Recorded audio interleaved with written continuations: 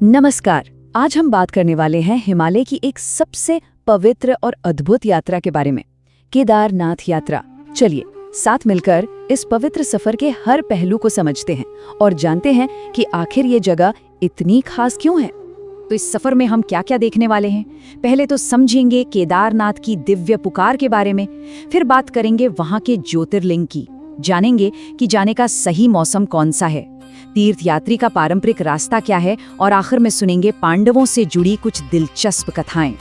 तो चलिए शुरुआत करते हैं। सबसे पहले ये समझने की कोशिश करते हैं कि हिंदू धर्म में केदारनाथ को इतना ऊंचा दर्जा क्यों दिया गया है। देखिए, केदारनाथ सिर्फ एक मंदिर नहीं है, इसे आस्था का शिखर कहा जाता है। और वो इसलिए क्योंकि ये 3 सबसे बड़ी तीर्थ यात्राओं का हिस्सा है। ये छोटा 4 धाम में से एक है, 5 केदार मंदिरों में सबसे पहला है और तो और देश भर के 12 ज्योतिर्लिंगों में सबसे महत्वपूर्ण भी है। मतलब आप सोचिए, 3 पवित्र सर्किट का ये केंद्र है, इसीलिए ये इतना खास है। अब ये जो बात है ना, ये सच में हैरान कर देने वाली है। कहते हैं कि एक छोटा सा हिमयुग मतलब मिनी आइस एज आया था और उस दौरान ये मंदिर पता है कितने साल, पूरे 400 साल तक पूरी तरह से बर्फ के नीचे दबा रहा। और कमाल की बात तो ये है कि जब सदियों बाद बर्फ हटी तो इस मजबूत ढांचे को एक खरोंच तक नहीं आई थी। ये वाकई इसके बेजोड़ बनावट का सबूत है। अच्छा, मंदिर की मजबूती की तो बात हो गई। अब चलते हैं मंदिर के उस पवित्र हृदय की ओर, जिसके दर्शन के लिए ही तो लाखों लोग इतनी कठिन यात्रा करते हैं, यानी कि ज्योतिर्लिंग।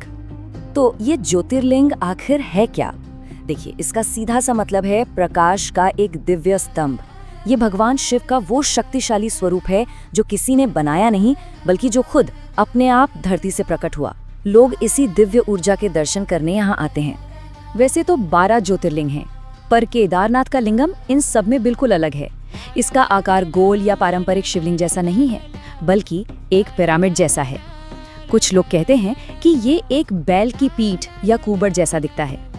और खास बात ये है कि इसे किसी इंसान ने नहीं तराशा, ये प्रकृति से ही बना हुआ माना जाता है। चलिए अब कुछ प्रैक्टिकल बातों पर आते हैं। अगर केदारनाथ जाने का मन बना रहे हैं तो ये जानना बहुत जरूरी है कि ये मंदिर साल भर खुला नहीं रहता, तो सही समय चुनना सबसे जरूरी है। तो होता क्या है कि मंदिर के कपाट आमतौर पर अप्रैल मई के महीने में खुलते हैं और नवंबर में दिवाली के आसपास बंद हो जाते हैं। सर्दियों में यहाँ इतनी ज्यादा बर्फबारी होती है कि सब कुछ बंद हो जाता है। लेकिन पूजा तब भी नहीं रुकती। भगवान केदारनाथ की डोली को नीचे ऊखी मठ ले आया जाता है और फिर पूरी सर्दियों में पूजा अर्चना वहीं चलती है। अब बात करते हैं उस पारंपरिक तरीके की, उस रास्ते और उन रस्मों की जिनका पालन तीर्थयात्री सदियों से करते आ रहे हैं। ये सिर्फ केदारनाथ पहुंचने का सफर नहीं है, ये अपने आप में एक पूरा अनुष्ठान है। देखिए, परंपरा ये कहती है कि यात्री सबसे पहले यमुनोत्री और गंगोत्री जाएं, वहां से पवित्र नदियों का जल इकट्ठा करें और फिर उस जल को लेकर केदारनाथ पहुंचें और ज्योतिर्लिंग का अभिषेक करें।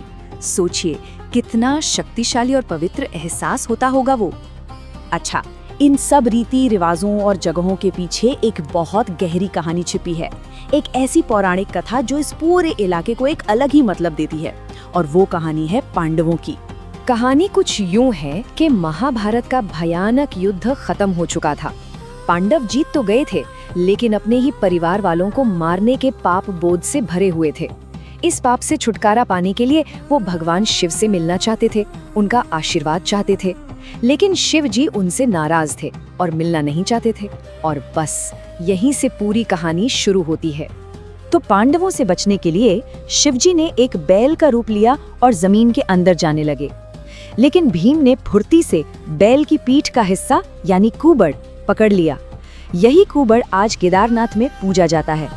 और बैल के शरीर के जो बाकी हिस्से थे वो 4 अलग अलग जगहों पर प्रकट हुए। तुंगनाथ में आगे के पैर, रुद्रनाथ में चेहरा, मध्य महेश्वर में नाभि और कल्पेश्वर में बाल। और इन्हीं 5 जगहों को मिला के बनता है पंच केदार।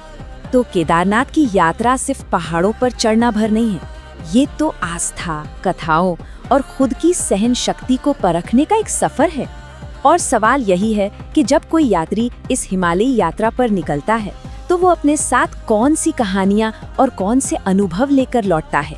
ये एक ऐसा सवाल है जिसका जवाब हर किसी के लिए अलग होता है।